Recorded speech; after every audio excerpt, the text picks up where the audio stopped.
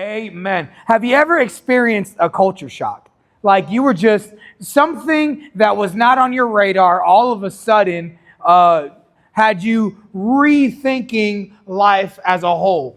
For many of our students, whether it's going into sixth grade and it's your first year in middle school, or for some of those who started kindergarten this year, or even being a senior. I know we have one of my very own students who came to join us today is about to leave for FAMU, which is crazy. And we're believe you about to get that full ride, bro. We'll believe you're going to get that full ride. But when you make these huge transitions in life, it can feel like a really big culture shock. I mean, think about it. If how many married couples in the room? Going from single life to now married, walking through life together can be a huge culture shock. Can be crazy. And what I want to do is I want to talk about a time where I went on a missions trip. This is one of the only missions trips I had the pleasure of going on. I've been to several in-state, in the United States, I should say, but I have not necessarily been to too many that were out of state. And this one was my first year of master's commission. We went to Mexico, which was so great. We did a kind of a tour, if you will. This organization connected with various different churches in various different states. And we ended up going to Mexico. And that trip was crazy. And a lot of things happened on that trip which is wild. Like, this is my first time ever in Mexico. We went to a church that if you've ever been outside of the United States, worship hits different. Like, and it's not because of what's happening on the stage. It's because of what's happening in the seats. Like, people, they don't need lights. They don't need the worship leader to hit a certain note or their favorite song to be sung. Because, sometimes when that one song comes on, you're ready to sing. I know for a while it used to be Oceans. I'm telling you, you go to youth camp or conferences as a youth pastor, and when they would sing Oceans, you would hear these little girls, I'm ready, it's my turn. Spirit, lead me. And they'd hit those notes like it was crazy. But this worship was so dynamic. It was so powerful. When the message came on, a lot like you guys, they leaned in. They were really processing and holding tight to every word that came from the pastor's mouth. Like, they were really hungry for the things of God. It was a huge culture shock there. They didn't have the complimentary coffee. They didn't need it. They didn't have gifts for their VIPs or systems or get in shape. They just were all in. I'm here to worship God. And there's absolutely nothing wrong with those things. This is why we have them.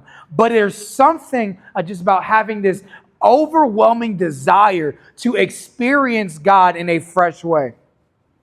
Now, that was a culture shock, but there was two things that happened. One was on the very last night or day of our trip. It was right after that Sunday service. We were invited. In fact, the pastor said this woman begged us to come to her house. She was desperate. Like, she wouldn't take no for an answer. She didn't care if we had a schedule. We had to come eat at her house.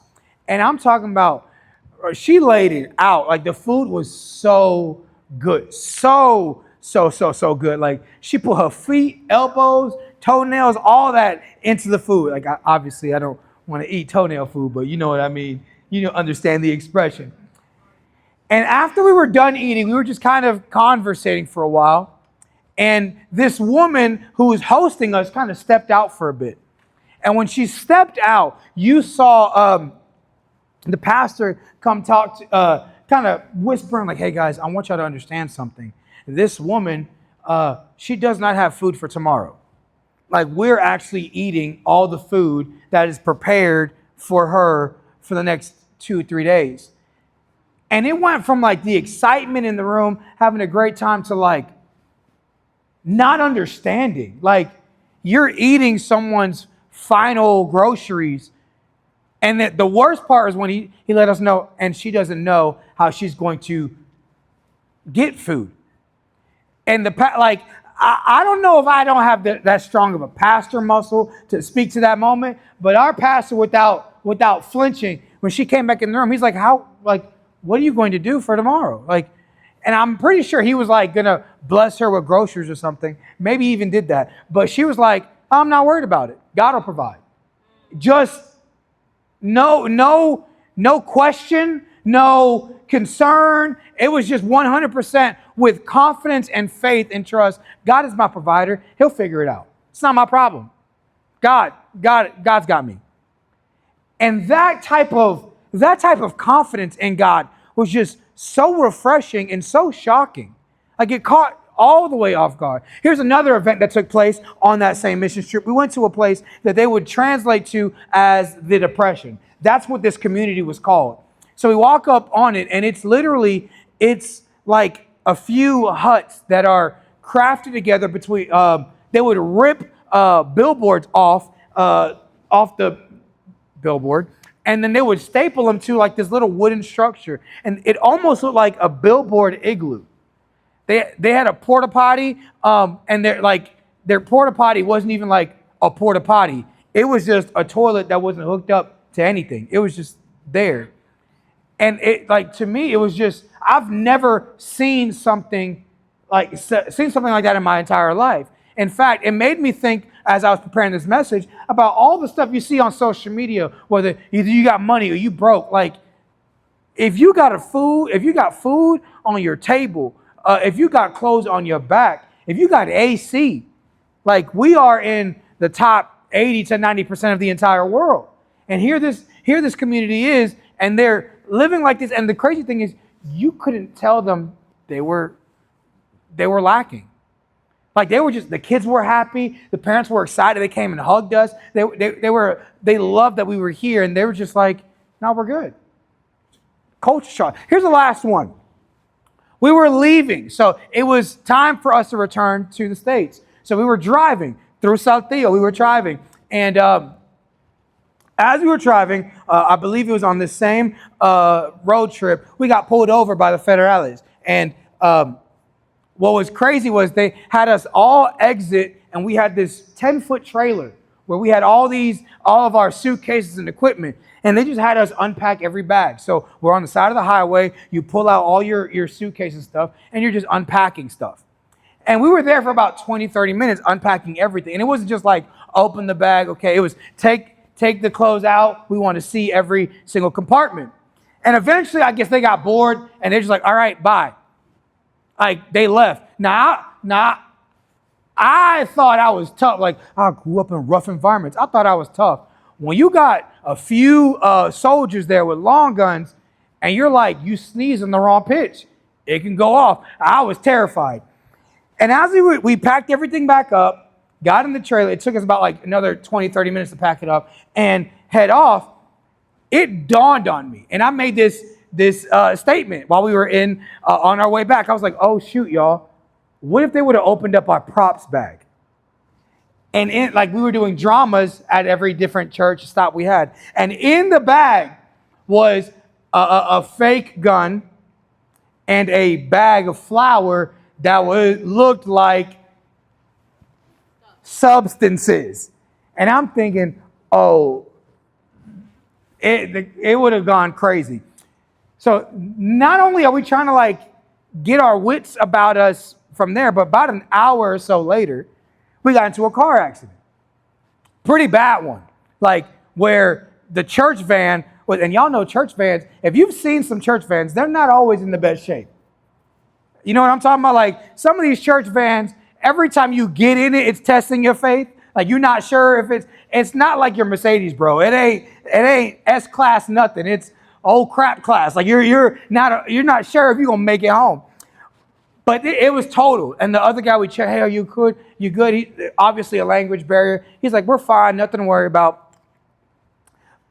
It wasn't till when the officers got there that all of a sudden he started to hold his neck. And he was like kind of in pain. And I didn't know this. But apparently if you get into an accident in Mexico, which you can correct me if I'm wrong, if you get into an accident in Mexico, the injured party is the one that's not at fault, correct? Incorrect. You're not, kind of. At least for us, that was our experience. If the person was injured, they're not at fault. So he was walking around until the cops came and started holding his neck and was talking about the pains he was experiencing. And I just remember thinking, like, I am not used to this. I am not used to this. Have anyone in here ever been on a mission trip? Anyone? I would encourage you to go. Like it is so profound because you get used to kind of the culture here. And then when you go somewhere else where there are different rules and different ways of operations and different ways to interact with people, you say the wrong thing. Something that might be very common in America might not be common in these places. And it can feel like a culture shock. In Mexico, the culture shock hit me very, very hard. Everything felt upside down. It was absolutely foreign. But that's exactly how it feels when we start walking with God, when we start this relationship with God. Things that felt normal, things that we kind of learned throughout our life experience, this human experience, all of a sudden are different according to God's word. And if that's not bad enough, I remember when reading the Bible where Jesus was like, hey, y'all thought it was wrong just to look at a woman or to sleep with a woman. But if you look at a woman lustfully, hey, that's the same thing, bro. Matter of fact, if you hate somebody, you killed them. Kill shot. That's what Jesus was saying. And so not only is it like you're trying to understand, but Jesus loves to create spaces and places and have conversations with us when culture shock happens. And he's letting us know in his word that, hey, the way you understand life to be, that's not what I have planned for you. You know, have you ever used the restroom, walked out, and didn't realize you had toilet paper stuck to your shoe? It's awkward. If you've ever had it on a date, it's kind of awkward. It's happened to everybody, but it's awkward when it happens to you. Have you ever walked a great distance away from a bathroom, not knowing? Look back and see that toilet paper. And you know what's frustrating? The people that don't let you know. You walk by so many people and they didn't just say, hey, Miss Deborah, got a little toilet paper there. Just want to let you know. And then Miss Deborah, your response is, hey, weirdo, how do you know my name? This is Costco. Like, you know, something crazy like that. I feel like it's a lot like that. I've had that happen where here's a double whammy. I had paper stuck to my shoe when I walked out of the women's restroom. And I had no idea I was in the women's restroom.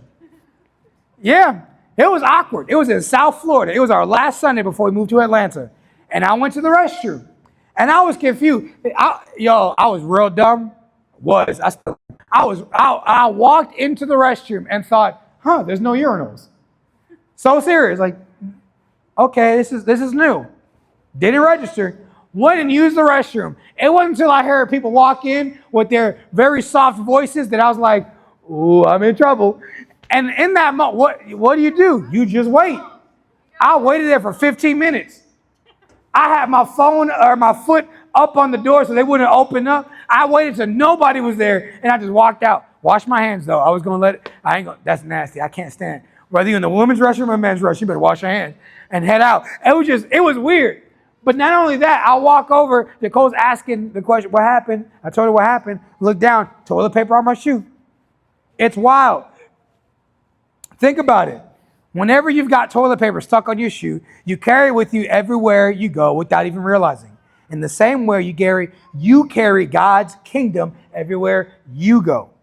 The difference is this is something you want people to notice. This is something you want people to take note of. We get to play a part in bringing heaven to earth right where we are by simply asking God to use us. The people in our life aren't just there by accident. God put them there for a reason, and your prayers can open the door for heaven to touch their lives. The very last thing I want you to take note of is this. Pray to be a spark that lights up someone else's world. Stop praying those prayers that bless you. Stop praying. I'm not saying cut them out of your prayer life altogether. I'm saying incorporate more the type of prayers that impact others. What would happen if not only we prayed, but we partnered with God to see heaven invade earth? What would Atlanta look like? What would Shape.Church look like? What if Shape.Church said, hey, we are here. God has called us to partner with our city. How can we be a blessing? Matter of fact, we're here in this school. How can we be a blessing? I'm going to let you know already. In October, we're going to have, early October, late September, we're going to have a serve day, and we're not going anywhere but being here. and say, hey, what can we do to bless you guys? And we're just going to bless the school. Do y'all need walls painted? We'll paint those walls. Do you need this? Great. I've already taught. We have a meeting on the calendar today for the school's social worker, so we can partner with some of the less fortunate families and say, how can we be a blessing to your school? I don't want to be so focused on the things we need that we forget that we have a community, a city that is in need. And God has called us to partner. This is why we encourage giving. This is why I encourage, hey, set up reoccurring giving. It's not because we need more money. Do we? Yes. But what we want to do is we want to be a bigger blessing. We don't just want to be a church that's here and gone, and when we leave, no one notices. We want to be the type of community that says, hey, we want to impact this community so much that when we step out and we're finally able to experience the fullness of Vision 25-8, and we have our own building, that Burgess is like, y'all sure? I mean, we'll give you free rent.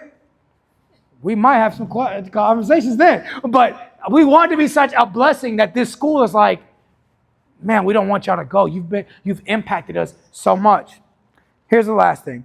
Pause tonight and take a real honest look at your life.